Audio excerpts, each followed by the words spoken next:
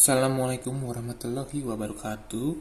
Sebelumnya terima kasih atas waktu yang telah diberikan pada kelompok 24. Pada kesempatan kali ini, kelompok 24 akan mempresentasikan terkait nano silver. Di sini saya Jordi Hasan Wijaya dengan NIM K1A 019035 dari Anita Wulandari dengan NIM K1A 019063. Masuk untuk penjelasan berikutnya, yaitu pokok bahasan. Untuk pokok bahasan sendiri akan terbagi menjadi dua bagian. Yang pertama adalah nanopartikel, dan selanjutnya adalah nanosilver. Nanopartikel dibagi atas pengertian dan kegunaannya, sedangkan untuk nanosilver akan dibagi menjadi pengertian, sintesis, karakteristik, dan aplikasi. Masuk pada penjelasan pertama, yaitu nanopartikel. Nanopartikel sendiri memiliki pengertian merupakan sebuah material kecil yang memiliki ukuran 1-100 nanometer. Ukuran partikel yang sangat kecil tersebut dimanfaatkan untuk mendesain dan menyusun atau memanipulasi material sehingga dihasilkan material dengan sifat dan fungsi baru.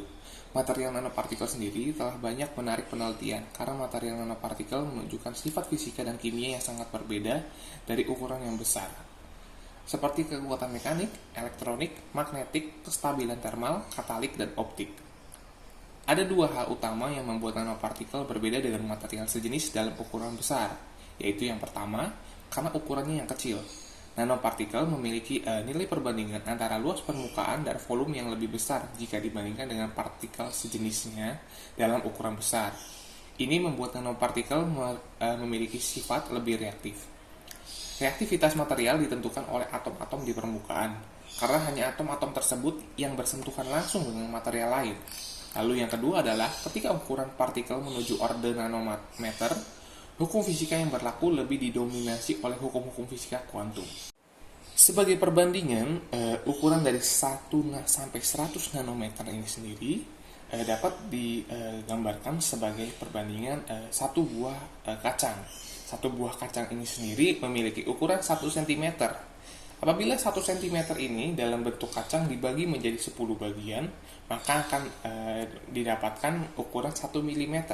1 mm ini menunjukkan bahwa atau dapat digambarkan bahwa sebagai ukuran dari kutu.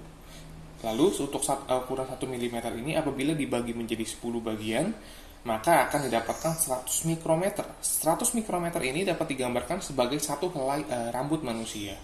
Lalu untuk ukuran 100 mikrometer ini apabila dibagi dengan 100, maka didapatkan 1 mikrometer. 1 mikrometer ini digambarkan sebagai ukuran dari bakteri. Ukuran bakteri ini sendiri dapat digambarkan sebagai ukuran 1 mikrometer. Lalu untuk 1 mikrometer sendiri apabila dibagi menjadi 10 bagian, maka akan didapatkan ukuran 100 nanometer. Ukuran 100 nanometer ini dapat digambarkan sebagai satu partikel virus. Satu partikel virus ini berukuran 100 nanometer. Apabila 100 nanometer ini dibagi menjadi 100 bagian, akan didapatkan 1 nanometer. Ukuran 1 nanometer ini dapat digambarkan sebagai satu ukuran molekul kecil. Lanjut untuk bagian berikutnya, yaitu untuk kegunaan nanopartikel. Pembentukan nanopartikel sendiri dengan keraturan yang tinggi dapat menghasilkan pola yang lebih seragam dan ukuran yang seragam pula. Kebanyakan penelitian telah mampu menghasilkan nanopartikel yang lebih bagus dengan menggunakan beberapa metode-metode yang umum, seperti kopresipitasi, sol gel, mikroemulsi, hidrotermal atau solvotermal. Lalu ada menggunakan cetakan template sintesis biomimetik, metode cairan superkritis, dan sintesis cairan ionik. Nanoteknologi atau nanopartikel sendiri mempunyai banyak keunikan yang dapat diaplikasikan dalam bidang-bidang teknologi informasi, lalu ada farmasi dan kesehatan, pertanian, industri, dan lain-lainnya. Selain itu, nanopartikel memiliki banyak kegunaan, antara lain sebagai detektor, katalis, zat pelapis permukaan atau coating, dan antibakteri. Lanjut pada pembahasan berikutnya adalah pembahasan nanosilver. Nanosilver sendiri memiliki pengertian, yaitu salah satu material nanologam yang memiliki sifat sebagai antimikroba. Nanosilver sendiri digunakan sebagai material yang berfungsi sebagai penghambat bakteri. Sintesis nanosilver. Nanosilver dapat disintesis menggunakan berbagai macam metode, antara lain metode reduksi kimia, sonokimia, radiasi ultrasonik, fotokimia, dan sulfotermal. Namun, metode yang sering digunakan adalah metode reduksi kimia. Metode reduksi kimia memiliki beberapa keuntungan dibandingkan metode lain, yaitu mudah dilakukan, biaya murah, peralatan yang digunakan sederhana, dan dapat digunakan untuk skala kecil. Metode reduksi kimia memiliki prinsip yaitu dengan mencampurkan garam perak dengan agen pereduksi. Dalam proses sintesis nanosilver dengan metode reduksi kimia dipengaruhi oleh adanya agen pereduksi dan agen prekursor. Agen pereduksi dapat berasal dari senyawa yang memiliki gugus hidroksil yang berperang untuk mereduksi Ag+ menjadi Ag0. Selain itu, harus memiliki syarat larut dalam air.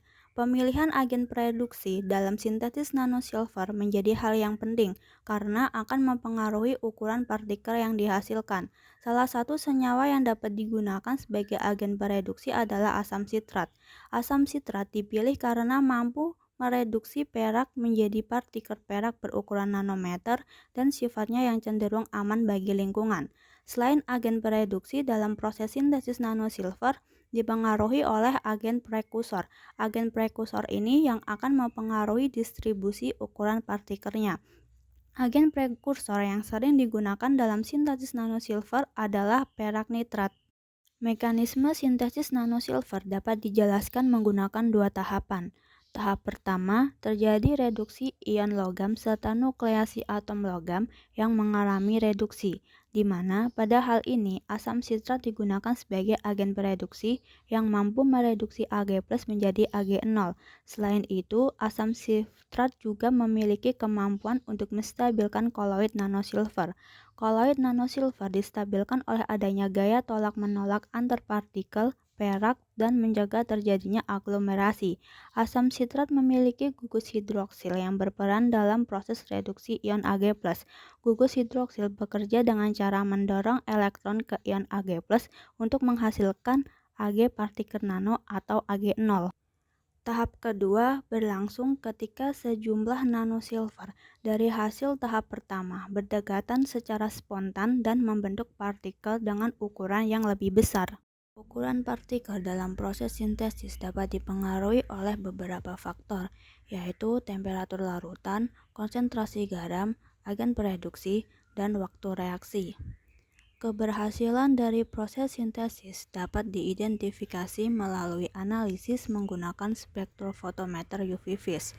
Terbentuknya nanosilver akan teridentifikasi pada daerah serapan panjang gelombang antara 395 sampai 405 nanometer dengan ukuran partikel 10 sampai 14 nanometer. Nanosilver merupakan bahan aditif yang populer digunakan sebagai bahan coating.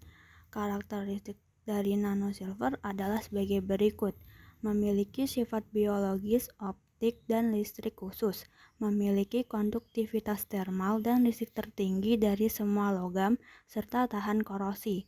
Dapat menyerap cahaya pada panjang gelombang dengan karakteristik tertentu yang menyebabkan penambahan nanosilver pada nanopartikel logam lain dapat disetel untuk membuat filter optik yang bekerja berdasarkan daya serap nanopartikel. Nanosilver memiliki aplikasi yang potensial dalam berbagai bidang, antara lain sebagai katalis, detektor sensor optik, dan agen antibakteri. Salah satu pengaplikasian yang cukup banyak dimanfaatkan adalah sebagai agen antibakteri. Aktivitas antibakteri yang berlangsung yaitu ketika nanosilver mendekat pada membran sel bakteri dan melakukan penetrasi ke dalam bakteri. Selanjutnya, nanosilver akan melakukan difusi dan menyerang rantai pernapasan bakteri, hingga pada akhirnya sel tersebut mati. Selain itu, mekanisme antibakteri dapat terjadi secara molekuler, yaitu dengan adanya interaksi antara ion perak dengan kelompok tiosulfidril pada protein.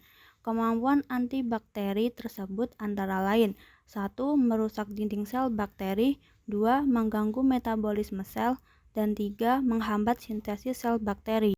Sebagai contoh pengaplikasian nanosilver yaitu sebagai lapisan antibakteri penyebab luka infeksi. Mikroba penyebar infeksi yang sering dijumpai adalah Staphylococcus aureus, Escherichia coli, dan Bacillus subtilis. Ketiga mikroba tersebut merupakan bakteri penghasil toksin yang berbahaya bagi manusia dan kebal terhadap antibiotik. Pengendalian kehidupan bakteri dalam menyebabkan infeksi luka dilakukan dengan menambahkan sifat antibakteri nanosilver pada kain pembalut luka. Ketika kain pembalut luka tersebut diujikan terhadap bakteri, persentase reduksi tertinggi terdapat pada kain pembalut luka yang telah direndam dalam koloid nanosilver selama 36 jam. Presentasi reduksi bakteri Escherichia coli, Bacillus subtilis, dan Staphylococcus aureus dalam durasi perendaman selama 36 jam secara berturut-turut mencapai 100%, 100%, dan 99,33%.